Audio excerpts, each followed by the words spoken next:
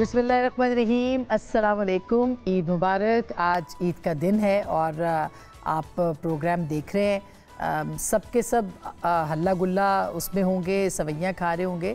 ये काफ़ी ज़ाहिर है कि हम भी प्रोग्राम की रिकॉर्डिंग आपके लिए कर रहे हैं ताकि आपको ईद के दिन कुछ अच्छी गुफ्तगू जो है सुनने को मिले। लेकिन इस खुशी के मौके के ऊपर मेरे साथ बहुत सारे ऐसे मेहमान हैं जो कि आपके के साथ बहुत अच्छी बातें करेंगे और अपनी जो एक लाइफ टाइम स्टोरीज़ हैं या ईद कैसे गुजारते हैं, ईद कैसी होती है, उसके ऊपर भी बात करेंगे। मगर इसका मतलब ये नहीं है कि हम मौजूदा जो हालात हैं उसको इग्नोर करेंगे। मेरे साथ पैनल भी इसी किस्म का है जो कि हर तरह से इन्हीं चीज़ों के ऊपर बात करता है। मेरे साथ जमाल शाह साहब हैं, किसी तारुफ के मोहताज नहीं है और हरफन मौला है और वाकई हरफन मौला है, हर चीज़ कर सकते हैं। तो अभी हाल ही में एक केयरटेकर सेटअप का भी हिस्सा थे, कुछ इस पर भी बात होगी, लेकिन साथ साथ ये भी कि सियासी ईद भी अब उन्होंने गुजारनी है पहली बार केयरटेकर हुकूमत के जाने के बाद। आपसे बात करेंगे सर, बहुत शुक्रिया। मुस्तफ़ा नवाज़ खोखर साहब अगेन सियासतदान हैं, लोगों में रहते हैं, इनकी सियासी ईद कैसी है इसके ऊपर भी बात करेंगे। इफ़त उमर मेरे साथ मौजूद है और इफ़त उमर भी किसी तारुफ के मोहताज नहीं है। और हमारे साथ अबरारुल हक साहब भी मौजूद हैं, अगेन एक बड़ा नाम है पाकिस्तान के गुलकारी का और इनके गाने सुन सुन के हम बड़े हो गए हैं। बहुत शुक्रिया अबरार आपके भी आने का। तो मैं कहाँ से शुरू करूँ? इफ़त से शुरू करते हैं। ये बताइएगा कि ईदें जो हैं, वैसे तो जाहिर है कि हम जैसे जो लेज़ी लोग होते हैं, मुझे नहीं पता आप कैसी हैं, मैं तो बड़ी ही सुस्त हूँ। तो आप ईद पे क्या करती हैं? कोई हल्ला गुल्ला पहले से तैयारी श्यारी या नहीं? जब थोड़ी से जवान थे तो तब सुस्ती ज्यादा बल्कि होती जवान थी। थे? अच्छा। मैं तो नहीं हूँ अब। मैं अपनी बात कर रही हूँ। तो तब मुझे जरा होता था क्योंकि काम भी मैं कर रही थी, तो मेरे लिए ये दिन होता था कि मैं रेस्ट ज्यादा करती थी। लेकिन अब जब से I have left my work तो मेरी कोशिश होती है कि खाने हों, लोग आएं, हम कहीं जाएं, पार्टी टाइम। हाँ, तो आई एंजॉय दैट और मुझे मजा आता है इस चीज और का। दोस्तों के साथ मिलना पहले दिन, दूसरे दिन, it's more family oriented now. Friends के साथ तो वैसे हर वक्त ईद होती है ना, वो तो मिलते ही रहते हैं, लेकिन ईद पे स्पेशली फैमिली कम्स फर्स्ट। और बेटी के साथ भी ईद मनाना? बेटी मेरी बाहर है आजकल, शी इज वर्किंग देयर, तो वो सारा वक्त हमारे साथ वो फोन पे ही होती है, कैमरे पे, तो वी आर ऑलवेज टुगेदर। मगर मिस करती होंगी of course. I'm happy that she's happy. As long as she is happy now, I don't have a problem. तो जमाल शाह साहब आपकी ईद कैसी गुजरती है? मेरी ईद, मुझे रोज़ों का ज़्यादा मज़ा आता है। Eid to be very honest बड़ी बोरिंग फेस्टिविटी है। बचपन में तो बड़ा मज़ा आता था कि कोई हफ्ता दो पहले कपड़े और जूते वगैरह, और फिर हमारी तरफ उस ज़माने में जब हम छोटे थे मेले हुआ करते थे। मेले ज़ाहिर एक ऐसा फोरम है कि जिसमें अतराफ़ के लोग आ जाते हैं अपने कॉस्ट्यूम्स पहन के, अपने अपने अपने रक्स पेश कर रहे होते हैं, अपनी मौसीकी, अपने जो प्रोड्यूस हुनरमंद जो है क्राफ्ट्समैन वगैरह, उनका भी सिलसिला। एक दो दो हफ्ते वो मेले चला करते थे। अरे वाह। गुलिस्तान एक शहर है जहाँ से महमूद खान अशकज़ई हैं, वहाँ मेला होता था ईद का, छोटी ईद का, और अफ़गानिस्तान के जो टॉप मोस्ट सिंगर हुआ करते थे वो आते थे। अफ़गानिस्तान? जी हाँ, उनके बड़े बड़े टेंट्स लगे होते थे और वो एक अजीब व गरीब एक्सचेंज था कल्चर का। वो ज़ाहिर है वो मज़ा अब है नहीं, इसलिए कि बावजूद वो मेले ख़त्म कर दिए गए ताकि लोग एक दूसरे के करीब ना आ सकें। अब ये मेले होते हैं जो टीवी पे हैं। अब ये है कि घर में बैठ के बस आप ये जो इडियट फ़ोन है, इस पे बैठ के आप या मैसेजेस कर रहे होते हैं या पढ़ रहे होते हैं। मगर गाँव की ईद आप बता रहे हैं ना, मतलब मैंने भी बड़ी ज़बरदस्त, बहुत ज़बरदस्त ईदें थी, बहुत। अब मतलब वो ईदें ज़ाहिर है हम मिस करते हैं, एक नॉस्टैल्जिया है। काश ये चीज़ें रिवाइव हों, इसलिए कि ये कंग्रेशंस जो है ये बहुत ज़रूरी है कि लोग एक दूसरे के करीब आएँ, मिलें, व्यूज़ एक्सचेंज हो, माशरे में डायलॉग हो, मोनोलॉग ना हो, और थोड़ा हल्ला गुल्ला हो, मेले ठेलों में लोग गाते हैं, हाँ जी, सेलिब्रेट करते हैं, खुशी होती है। अब तो हम तो इतने डिप्रेसिंग माहौल में है मुस्तफ़ा कि मतलब वाकई इस चीज़ की ज़रूरत है। अब तो बसंत भी नहीं रही, खैर अब तो जिस तरह के वाक़यात होते हैं कहा जाता है कि ना ही हो तो बेहतर है। मगर आपकी ईद कैसी? आपका तो हल्का है, पूरा गाँव भी इधर ही है। बस मतलब रूटीन में जिस तरह होती है कि वालिदैन की, बुज़ुर्गों की, सबसे पहले तो उनकी कब्रों पे जाना, फिर वो दोस्त अहबाब जिनकी कोई वफात हुई है फैमिली में, करीब के दोस्त अहबाब, फिर उनके पास जाना, क्योंकि जब जिनकी पहली ईद होती है फिर उनसे एक कल्चरल चीज़ है। और फिर उसके बाद बस रूटीन, फिर घर में बैठे हैं, बारबेक्यू कर रहे हैं, कुछ दोस्त आ रहे हैं, अहबाब आ रहे हैं, उनसे मिल रहे हैं, गपशप, और इसी तरह गुजर जाती है। लेकिन रोज़ों के ख़त्म होने की खुशी ज़्यादा होती है। बचपन की ईद ज़्यादा याद आती होगी ना? हाँ, ऑफ कोर्स, बचपन में लाओबाली होती है, ज़ाहिरी बात है। वालिदैन अपने मामलात में लगे होते थे, हम दोस्तों के साथ अपने मामलात पे, और चांद रात का एक वो अब ज़माना चला गया। मोटर बाइक लेके गए वो आप भी करते हैं? जी, वो गैंग है नहीं, उससे ज़रा ज़्यादा आगे चले जाते थे। लेकिन अब वो ज़माना गुजर गया। ये भाभी सुन रही है हमारी है? उनको पता है, उनको बताई भी है सारी चीज़ें पहले से, तो इसीलिए बचत काफ़ी तो बचत हो गई है। तो लेकिन एक चीज़ है अस्मा बहन के, अब ये जो दौर है, जिस तरह शाह साहब भी जिक्र कर रहे थे कि हम क्योंकि सोशल मीडिया से इतना ग्लूड रहते हैं हर वक्त, कि हर 10-15 मिनट के वक्फे के बाद आपको एक आदत सी लग गई है कि आप अपना फ़ोन ज़रूर देखते हैं और देखते हैं ट्विटर पे क्या हो रहा है और सोशल मीडिया पे क्या चल रहा है। तो आजकल के दौर में और पिछले कई चंद माह से एक जो चीज़ जो बड़ी दुखी किए हुए है वो कि फ़लस्तीन में जो कुछ इस वक्त हो रहा है, वहाँ पर लोग इतनी बड़ी तकलीफ का शिकार हैं और हम कुछ कर नहीं पा रहे। इतना जुल्म तो अगर मजहबी ना भी हो, किसी भी इंसान पे भी हो, तो भी ये जुल्म तो बर्दाश्त से बाहर है। इनके साथ तो इतना जुल्म हो रहा है कि मुझे यकीन नहीं आता कि हम इस दुनिया में रह रहे हैं। सही बात है। अब्रार, जेनोसाइड जिस तरीके से नॉर्मल हो गया, बिल्कुल बिल्कुल, मेरा ख्याल है ये ईद हम सबको डेडिकेट करनी चाहिए अपने फ़लस्तीनी बहन भाइयों के नाम और सबके नाम। अब्रार, आप भी कुछ ऐड करें इसमें। एक तो आप तो खैर आप मसरूफ़ होते होंगे, रमज़ान ख़त्म होता साथ ही कॉन्सर्ट्स वगैरह एक्टिविटी बहाल होती है, लेकिन आपकी ईद होती कैसी थी बचपन में? फेस्टिविटी डेफिनेटली जब उम्र बढ़ती है तो उस हवाले से कम हो जाती है, बच्चे ज़्यादा एंजॉय करते हैं। लेकिन हमारी फेस्टिविटी इसमें होती है कि हमने अब, क्योंकि शैतान भी तो फिर बॉलर की तरह स्टार्ट लेके आता है ना जी, अब ईद आ रही है तो इसके बाद हमने जो है ना वो सारे हद पार कर देनी है और उसके बाद वापस उस दुनियादारी के अंदर हमने शैतान आज़ाद होता है जब, अच्छा हो कि हम ऐसे ही, और क्या ये अच्छा हो कि हम रमज़ानुल मुबारक में जो अच्छी आदतें हैं उनको कैरी ऑन करके आगे की तरफ लेकर जाएं। अब मेरी अपनी ज़ाती तौर पे हम सुबह उठ के जब नमाज़ पढ़ते हैं, रूटीन रमज़ान में ज़रा डिफरेंट हुई होती है, उस वक्त आंखें मल रहे होते हैं, सुबह उठना इतना आसान नहीं होता नमाज़ पढ़ने के लिए। उसके बाद वालिदैन की कब्र पे जाते हैं, फिर जैसे दोस्तों ने कहा कि मेहमानों के आने जाने का सिलसिला शुरू हो जाता है, बिलखुसूस जहाँ कोई फौतगी वगैरह हुई हो। तो फिर अभी सियासत से तो अलग हों, लेकिन दोस्तों से तो अलग नहीं हो सकते आप। जिन लोगों के साथ वक्त गुजरा है अच्छा, उनके साथ आना जाना और प्यार मोहब्बत वो अभी भी खैर जारी है सिलसिला। तो आप अपनी बेगम को ईद मुबारक कैसे कहते हैं अब्रार? गा के कहते हैं उनको, भाभी को, ये क्या किस तरह से इजहार करते हैं ईद मुबारक? हम तो यही एक्सपेक्ट करते हैं। मुझे वो घर की मुर्गी दाल बराबर है वो। मेरी उधर कोई लोगों को याद भी नहीं होता कि मैं सिंगिंग भी कर रहा होता हूँ कभी। अच्छा, तो वही खीर और वो सवैयाँ वगैरह ज़रूर बन जाती हैं।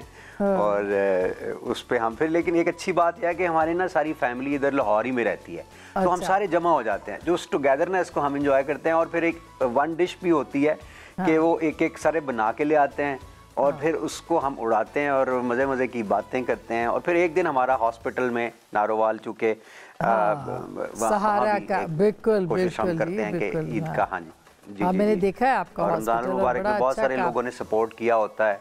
हाँ बिल्कुल, बहुत अच्छा अभी तो हॉस्पिटल के साथ चूँकि मेडिकल कॉलेज भी है, तो वो काफ़ी बढ़ गया है सिलसिला, तो उधर फिर वक्त थोड़ा सा उधर भी गुजारते हैं कभी। अभी तो सियासी ईद कैसी थी वैसे? आपने तो बड़ी ज़मान पार्क के बाहर भी बड़ी रौनकें लगाई हुई हैं, मतलब वहाँ पे भी आपकी ईद पिछली ईद वही गुजरी थी। मैं यही सोच रहा था कि पिछले रमज़ान में वो कल भी शायद खान साहब ने अपलोड की हुई थी एक तस्वीर, उसमें एक तरफ वो थे, एक तरफ मैं था और एक तरफ फैसल थे। तो हम लोग नात शरीफ सुना रहे थे और अफ्तार हो रही थी वहाँ पे दिन रात, और एक गहमा गहमी। और जैसा अभी जमाल शाह साहब कह रहे थे कि एक मेले का मंजर, तो हमारा भी वहाँ पे एक मेले वाला मंजर जो है वो था, तो हमने वो भी उसको भी अपने तौर पर हूण और रौनका नहीं रही मतलब अब हूण और रौनका नहीं रही। आ जाएंगे क्यों इफ़त? अच्छा, इस पे मुझे ना एक वैसे जोक याद आ गया है। हाँ, मैं आपको एक अगर आप इजाजत दें तो शेयर कर। जरूर जरूर। वो मैंने अफसोस करने के लिए, मैं खालू थे हमारे, उनकी 104 साल की उम्र में डेथ हुई। अच्छा। तो माशाल्लाह तवील उम्र पाई। तो उन अफसोस मैंने किया उनकी बड़ी हमशीरा के साथ जाके, जिनकी उम्र कोई 107 साल थी और बड़ी वो एक्टिव, आसमां आपकी तरह एक्टिव, मतलब बातें भी कर रही हो, हाफजा भी कमाल। तो ना मैं 107 साल की मैंने उनसे जाके कहा, मैं क्या नहीं, लेकिन आप तो यंग है ना, मतलब आप वाली यूथ वाली एनर्जी हमें खाला के अंदर से आ रही थी। मैंने कहा खाला जी तुसी की खांदे हो? कहंदी पुत्र मैं तो सब कुछ खानी हाँ। अच्छा। मैं तो मिस्सियां रोटियां खानी हाँ, मैं तो लस्सी पी लेनी हाँ, वेड़े दा काम भी कर लेनी हाँ। मुझ एक गल है। मैं कहा जी की? कहंदी हुण ओ गल्लां नहीं रहियां। यानी 107 साल की उम्र में वो गल्लां नहीं रही। मैं क्या हुण ब्याह करना जे दूजा, हुण केड़ियां गल्लां मांग रहे हो? तो इफ़त आपकी भी वो गल्लां नहीं रही, मतलब क्या क्या तब्दीलियां आई हैं? मैं इन तमाम चीजों से आजाद हूँ, मेरी वही गल्लां हैं जो पहले थी। और वो क्या गल्लां है? एट द एंड यही बात है कि जो आपका बचपना होता है, बेफिक्री का जो जमाना होता है, जब आप पे कोई रिस्पॉन्सिबिलिटी नहीं होती, वो एंजॉयमेंट के वो दिन होते हैं। लेकिन अब बेफिक्री नहीं है ना, अब तो जिम्मेदारियां हैं अब हमारी, और अब हम हमारे बच्चों का टाइम है, सो अब उनके थ्रू हम खुश होते हैं। मतलब खुशी तब थी जब हमें ईदें मिलती थी, अब हम देते हैं, तो you know that's the difference. नहीं तो वैसे क्या तब्दीली आई है? मसलन जैसे एक आगही का दर्द कहा जाता है ना, एक बड़ा मुश्किल सा लफ्ज़ है कि जब तक आपको पता नहीं होता चीज़ों का, आप कहते हैं जी सब अच्छा है, ठीक है, तो एक आगही के बाद का भी दर्द है। Every age has its own you know मज़ा भी, और उसके अपने नुकसानात भी होते हैं। लेकिन इस एज में आके एग्जैक्टली ये समझ आ जाती है कि आपकी प्रायोरिटीज़ क्या हैं और क्या चीज़ वाकई आपको खुश करती है, और आपने किन लोगों के करीब रहना है और किन से दूर रहना है। म्यूजिक सुनती है? बहुत उसके बगैर तो मैं रह नहीं सकती। अब्रार साहब को सुनती मैं बहुत पसंद करती हूँ जी इन्हें हमेशा से। एज अ सिंगर इनको भी बहुत पसंद करती हूँ, एज अ क्रिकेटर इनके लीडर को भी बहुत पसंद करती हूँ, एज अ फिलैंथ्रोपिस्ट भी करती हूँ। मतलब जो जिसका ड्यू है उसको देना चाहिए। हालांकि आपके ऊपर तो काफी अटैक्स मेरे सब, लेकिन उसके बावजूद देख ले अब्रार आपको कितना पसंद करती हैं इफ़त, और हम तो खैर करते ही हैं बचपन से, आपको सुन जो रहे हैं। अब अब्रार ये आप भी बचपन से सुन रहे हैं अब्रार को कि मतलब वो गल्ला नहीं रही है? अब्रार मेरा ख्याल है कि अब्रार को अगर याद हो, ये जब ये इन्होंने पहला गाना गाया उससे पहले ये आए थे एक दिन, उन्होंने कदा मुलाकात हुई थी हमारे किन्ने जाना है बिल्लो देखा उससे पहले। अच्छा, अब तक वो नहीं। तो अच्छा, जमाल शाह साहब की बड़ी मेमोरी है माशाल्लाह, वेरी गुड। इब्रार मेरा ख्याल मुझसे जरा छोटा होगा उम्र में। हाँ जी, कह रहे हैं कि आपकी मेमोरी बहुत है, वो यही कह रहे हैं, वो आपको 104 साल का समझ रहे हैं। तो अस्मा बहन आप अपनी ईद के मुतालिक भी बताएं ना, हम सारों से तो आपने पूछ लिया। वैसे मैंने मुस्तफ़ा को हमेशा कहा है कि ये बहुत अच्छे एंकर बन सकते हैं, देखिए इन्होंने मेरी तरफ मोड़ दिया। नहीं, ज़ाहिर बात है, अब आप हमसे पूछ रही हैं तो आपसे भी तो पूछना मैंने हमारा... पता है क्या है, आप जैसे भी जमाल शाह साहब कहे थे, मैंने कुछ ईदें जो है ना वो गाँव में गुजारी है बचपन अपनी जो है, और चूँकि अब्रार साहब का भी अपना एक रूरल बैकग्राउंड है तो मेरा भी, तो मुझे खुद बचपन की ईदें जो है ना वो नहीं भूलती। और जो मुझे याद है कि वो आता था वो डिब्बा सा जिसमें देखते थे कि फिल्म चलती थी, और वो सारा वो भी हमने देखा लेके गाँव में अभी भी मेरे ख्याल जाते हैं लोग, अभी भी हैं ऐसे लोग जो कि लेके जाते हैं। फिर वो सांप का तमाशा, फिर वो क्या बंदर का तमाशा, रीछ का तमाशा भी, मतलब ये सांप वाला, हाँ सांप वाला, ये सारा ये हमने बड़ा। और मैं तो कैंचा भी खेलती थी, मैं गुड्डी भी उड़ाती थी, मुझे नहीं पता आप लोग करते थे ये काम या नहीं? हाँ हाँ, बड़ी। मैं तो फुटबॉलर रहा हूँ, लेकिन गुड्डीबाजी मैंने बड़ी की है। अच्छा, बहुत। और कैंचे भी खेले होंगे आपने? बंटे जानी के? हाँ जी, हाँ जी। तो अरे ये आपने खेले बट्टे अखरोट भी खेले। बंटे मैंने नहीं खेले, अखरोट लेकिन भी, हाँ। बंटे मैंने भी नहीं कहा, मैंने लट्टू बहुत चलाया हुआ है। अच्छा। लट्टू वो जो हम रस्सी के साथ चलाते थे। लेकिन पतंगबाजी मैंने काफी की है। वो मैंने नहीं की, वो बहुत मेरा की है। हस्बैंड बहुत, वो तो अभी भी तड़पता है बेचारा, है लेकिन ना, अब क्या करें। बगैर पानी के, बगैर मछली। यहाँ उंगलियां कटी हैं, टेपे टेपे चढ़ी हैं, चढ़ी। खून निकल रहे हैं। हाँ, सही बात। अब उसका दूसरा एस्पेक्ट बहुत बुरा है, लेकिन बसंत आई पे थिंक बैन कोई नहीं जगह लग- डेजिग्नेट कर सही देनी बात चाहिए, है। कोई मुझे दूर तो शहर याद है, से मैं तो बड़े खुला कोई। प्रोग्राम दराज बिल्कुल। मतलब जहाँ सब जाके शौक पूरा कर लें। मैंने तो या बसंत फिर पे ये बड़े पेचे वाला प्रोग्राम्स किए सिलसिला हुए। खत्म करना हाँ, चाहिए। और हमेशा अबरार मेरे शो पे आते थे बसंत को प्रमोट करने के लिए, लेकिन जाहिर है धाती तार को हम बिल्कुल प्रमोट नहीं कर सकते, मगर तो मेरे ख्याल से तार धाती भी ना हो, अगर स्पीड से आपको कोई भी लगे तो बड़ी उससे नुकसान खतरनाक होगा। होती है। हाँ सही बात है। अच्छा अबरार कुछ फिर सुना दे कोई नई चीज, कोई या बिल्लो दे कार आए है वो चाकटत्ती वाला बड़ा भी। हम भी हाँ है तो आजकल बड़ा इनकरेक्ट, पॉलिटिकली इनकरेक्ट है, वोकिज्म आ चुका है, ऐसा गाना मत गाना है ब्रार। अच्छा सा और सुना दे। चले हम बिल्लो के ऊपर, हमें अब एतराज हो गया। देखिए मैं थोड़ा सा स्पिरिचुअल, मैं खुद अब बिल्लो के तो, या उस दिन मैंने बातों में कहा कि वो मेरा एक गाना था ना जिसमें वो आता है कोई कि वो उसमें मेरी उम्र भी बहुत ज़्यादा छलक रही थी कि मैं भी वो मेरे जो कि क्या था, आजा कुड़िए हाण दिए कर ले सानू जॉइन। अच्छा। तो मैंने सोचा ये मेरा गाना है, तो मैंने कहा अगर हांडियाँ आ गई हैं ज्वाइन करने तो वो 6-6 बच्चे साथ लेकर आएंगी। अब इसकी बात है जितना पुराना ये गाना है वो गाना था ना, हाँ जो कुड़ियो हाण दियो कर लो सानू ज्वाइन कर दे नी पेपर साइन कुड़े नी कर ले नी सानू ज्वाइन आजा नी साडे नाल नच सोहणीए नी आजा नी गिद्धियां दी राणीए। तो वहाँ से आया, मैंने कहा अगर हांडियाँ आ गई तो 6-6 बच्चे भी साथ होंगे और उनमें से कई तो नवासे लेके भी आएंगी साथ। सही बात है, मगर टिपिकल लेकिन पंजाबी है ना। मैंने एक नई चीज में थोड़ा सा मेरा दिल यार दे रंग विच रंगे नाग जुदाई वाला डंगे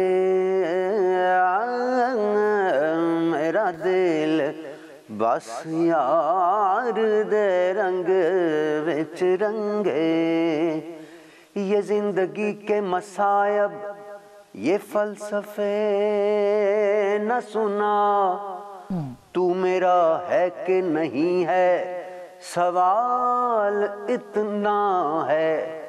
हो इजाजत तो ढूंढ लूं खुद को, हो इजाजत तो ढूंढ लूं खुद को, तेरे अंदर मैं खो गया हूँ कहीं। हो मेरा दिल यार दे रंग विच रंगे, मेरा दिल यार दे रंग विच रंगे। नाग जुदाई वाला नाग जुदाई वाला डंगे मेरा दिल बस यार दे रंग विच रंगे, यार रंग विच रंगे मेरा दिल यार दे रंग विच रंगे।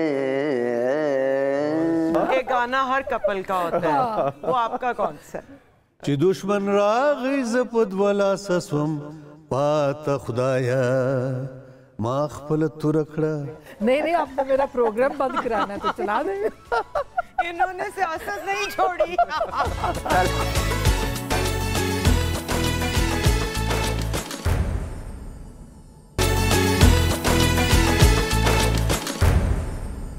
Welcome back. एक दफ़ा फिर आपको खुशामदीद कहते हैं। हमारे साथ हमारे सुपरस्टार्स मौजूद हैं और हम कुछ अच्छी अच्छी बातें कर रहे हैं लाउंज में बैठ के। मुस्तफ़ा, अभी हमने जमाल शाह साहब को सुनना है, अब्रार को हमने सुना है, आपसे हम बिल्कुल नहीं सुन रहे। थैंक यू वेरी मच, बहुत बहुत शुक्रिया। मैं घबराहट का शिकार हो गया था। सबको सुना नहीं, मैं तो पहले कहा मुझसे नहीं सुनना कुछ भी, जरूरत भी ना कर। नहीं, आपसे तुम बाकी ये ग्लास ये सब चीजें टूट जाएंगी। हमने वैसे आप वैसे म्यूजिक सुनते हैं ना? हाँ, सुनता हूँ। हर नॉर्मल आदमी सुनता है। हाँ, तो किसको ज्यादा सुनते हैं? डिपेंड करता है मूड पे। कभी कवालियों का मूड होता है, वो सुन रहा होता हूँ, कभी वेस्टर्न म्यूजिक सुन रहा होता हूँ, कभी पुराने। सबका यही होता है, पुराने गाने। यानी कोई ऐसा वो नहीं है कि एक पर्टिकुलर कोई मैंने जॉनरा है जो मैंने वो सुनना है। और इतना इन डेप्थ भी नहीं समझता म्यूजिक को, लेकिन बस जो चीज़ अच्छी लगे, कानों को भाए, वो चाहे वेस्टर्न म्यूजिक में हो, चाहे अपने हमारी कवालियाँ हो, वैसे मैंने ऐसा सवाल कभी पूछा नहीं, लेकिन मैं पूछने लगी भाभी को देख के कौन सा गाना याद आता है? यूनिवर्सिटी के दिनों के गाने याद आते हैं जो मेरे ऊपर उस वक्त गुजर रही थी। कपल का एक गाना होता है, एक गाना हर कपल का होता है, वो आपका कौन सा है?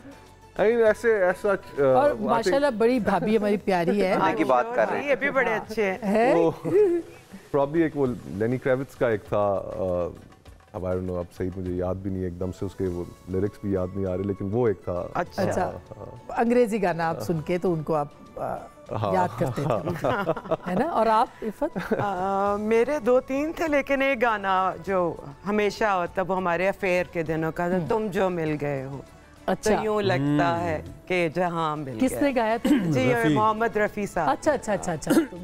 तुम जो मिल गए, ये इब्रार से सुन लो, है ना? ये शाह साहब से भी सुन सकते हैं। into the trap।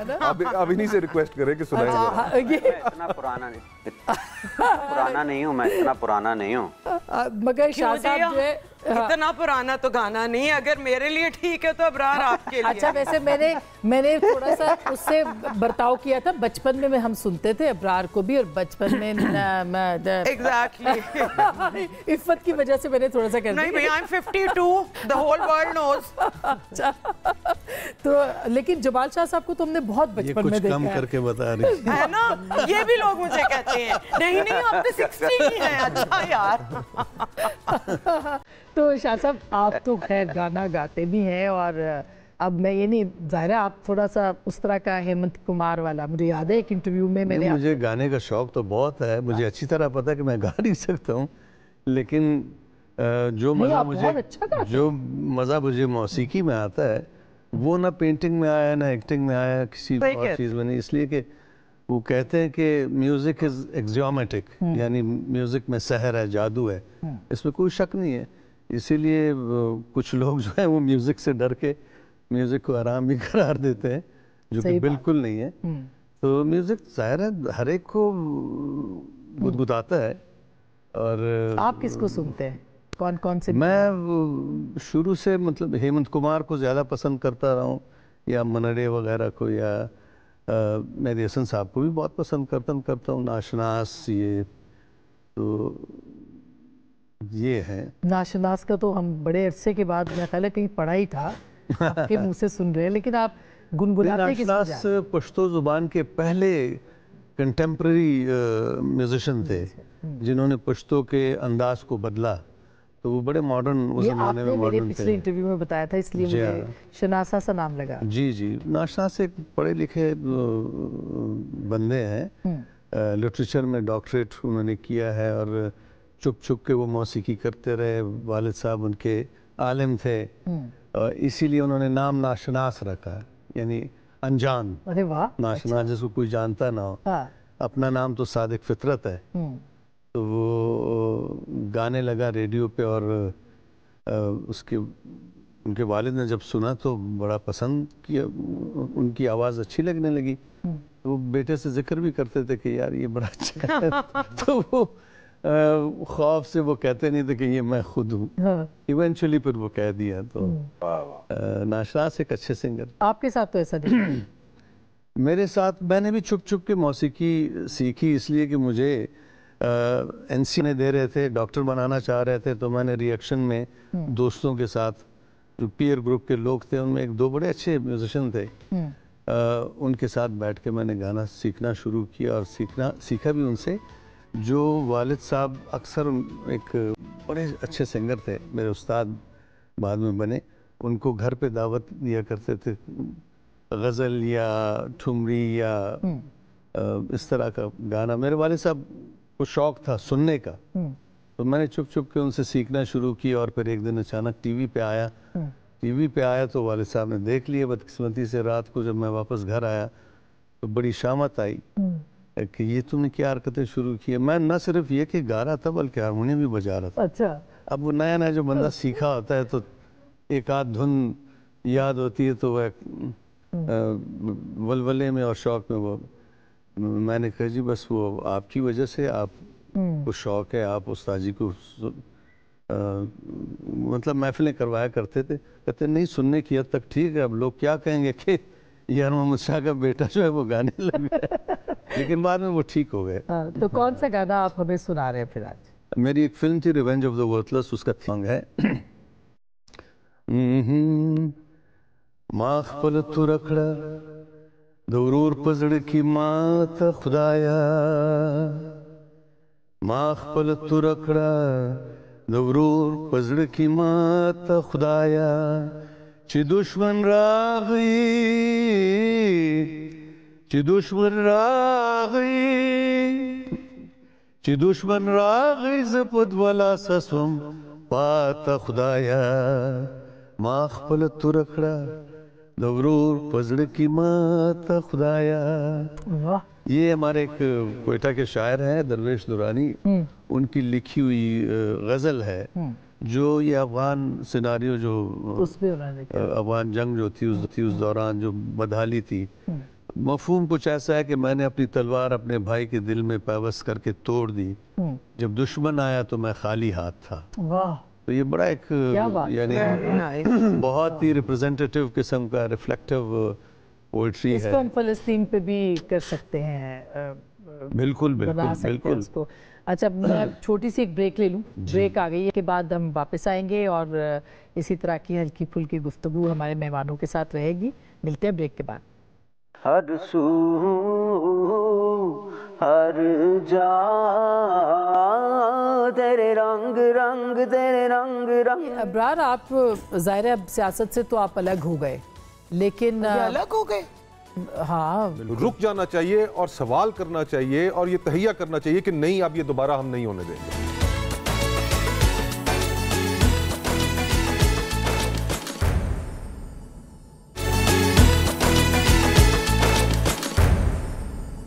Welcome back. एक दफ़ा फिर आपको खुशामदीद कहते हैं। हमारे साथ हमारे मेहमान मौजूद हैं ईद लाउंज में और उनसे हम बात कर रहे हैं। तो अभी तो जो सूरत हाल है इफ़त, इसमें तो ईद काफ़ी मुश्किल होती जा रही है, नहीं? महंगाई और ये सब चीज़ें ये इफेक्टिव होती उसके अलावा हर रोज़ कोई ऐसा वाक़या हो जाता है कि आप हिल के रह जाते हो। हमें अभी वो जो एक बाप ने और भाई ने मिलके टोबा टेक सिंह वाला, फिर एक मौलवी और बच्चे वाला, और आई मीन आपको यकीन नहीं आता। मतलब ये सब कुछ सोच के कि हम ये सब बर्दाश्त भी कर रहे हैं, जिंदा भी हैं, हंस भी रहे हैं। It's sometimes unbelievable. फिर वो चाइनीज एग्जैक्टली, मतलब एवरी डे समथिंग सो। आपको लगता है कि इससे ज्यादा पस्ती पे इंसान नहीं गिर सकता। वहशत, फिर ऊपर से महंगाई, ऊपर से फिर ये जो चलें जैसी भी एक हुकूमत आ गई है, तो मतलब उसमें भी अब इतनी मुसीबतें पड़ रही हैं। एवरी डे एक नया तमाशा। मतलब समझ नहीं आती कि लोग भी अब थोड़े से ना इस बात पे होते चले जा रहे हैं। मुस्तफ़ा, आपका और जमाल शाह साहब का भी मैं अब ज़ाहिर सियासत से आपका भी ताल्लुक है, उस तरह सभी का है। हम सब अभी क्या, जैसे आप लोगों में जाते हैं तो फ़र्क पड़ता है ना, लोगों की ज़िंदगी में बहुत तब्दीली आई है पहले से। अस्मा बहन, जो अभी बात इफ़त कर रही थी ना कि एक शायद दिल के अंदर कहीं कुछ ऐसी चीज़ भी पैदा होती जा रही है कि हम हर वाक़े के ऊपर चंद लम्हे अफसोस करके फिर आगे बढ़ जाते हैं। सही बात है। तो सही बात हमें तो रुक जाना चाहिए। रुक जाना चाहिए और सवाल करना चाहिए और ये तहिया करना चाहिए कि नहीं, अब ये दोबारा हम नहीं होने देंगे। लेकिन हम वो रुक नहीं पा रहे। सही बात। हम शायद इतने ज्यादा, अब आई डोंट नो, बेहिसी कह सकते हैं इसको, या हमारे लिए नॉर्मल हो गई हैं चीज़ें कि बेहिस्सी भी नहीं बल्कि बेकसी है। जिन मुआशरों में डायलॉग की फरावानी है, मुकालमा है, वहाँ तो बिल्कुल फ़लस्तीन पे भी लोग मगरब में लाखों की तादाद में सबसे बड़े मुजाहरे तो वहाँ पर हो रहे हैं, सबसे बड़े। लेकिन जहाँ मोनोलॉग हो, जैसे हमारा मुआशरा है, जानबूझ के लोगों को लोगों से दूर रखा गया है। बिल्कुल बदनीयती, बदगुमानी इतनी ज़्यादा बढ़ गई है कि आप दो बंदे बैठ के लड़े बगैर कोई बात ही नहीं कर सकते। तकसीम बहुत है, यानी हाँ, वजह ये है कि सबको अपनी अपनी जगह इनसिक्योर कर दिया गया है। बिल्कुल बिल्कुल। अब जब आप इनसिक्योर माइंडसेट से बैठ के किसी को देखते हैं तो आपको दूसरा अपना दुश्मन नजर आता है। बिल्कुल ऐसा ही। तो आपका जो मैकेनिज्म है वो ये है कि आप अपने आप को महफूज करें। सही बात है। और आप महफूज करने के अमल में अपने आप को कांटा बना देते हैं, अजीब व गरीब मॉन्स्टर बना देते हैं। ये मसला है। ये अबरार, आप ज़ाहिर है सियासत से तो आप अलग हो गए, लेकिन अलग हो गए। हाँ, अबरार तो हो गए ना सियासत से अलग। मजीद कंफर्म कर दें वैसे। मैं इफ़त को ये खबर नहीं पता। मैं फिल वक्त सियासत से ज़रा अलहदा हूँ, लेकिन जैसा कि खान साहब हमेशा कहते हैं कि सिर्फ जानवर गैर सियासी होते हैं, और आप सब भी इससे अभी एग्री कर रहे थे कि जो भी बंदा जाके वोट डालता है ना, वो बहरहाल सियासत में तो होता ही है, क्योंकि किसी ना किसी को पसंद करता है और उस वोटिंग प्रोसेस का हिस्सा होता है। और अभी ये जो बात चल रही है इनटॉलरेंस की और ऐसे रवैयों की और फिर ऐसे कामों की, अनफॉर्चुनेटली इंसिडेंट्स की, तो मैं कहता हूँ कि पूरी दुनिया में इस तरह के इंसिडेंट्स होते हैं, लेकिन हम में और दुनिया में ये है कि वहाँ पे चूँकि रूल ऑफ लॉ होता है, तो वहाँ लॉ इम्प्लीमेंटेशन होती है। हमारे यहाँ अभी लेजिस्लेशन, तो वो कहते हैं ना ओवर लेजिस्लेटेड कंट्री है। दो तरह की सैंक्शंस होती हैं, एक एक्सटर्नल जो लॉ के ज़रिए इम्प्लीमेंट होती हैं, दूसरी इंटरनल। इंटरनल का ताल्लुक जो है वो हमारे दीन से है, हमारी अपनी कॉन्शियस से है, और वो भी जो है ना ज़मीर मुर्दा इसलिए होते जा रहे हैं कि अंदर से अल्लाह का खौफ नहीं रहा। इसलिए अल्लाह से जुड़ना और उधर से कानून का सख्त होना और उसकी इम्प्लीमेंटेशन होना, ये दोनों चीज़ें जब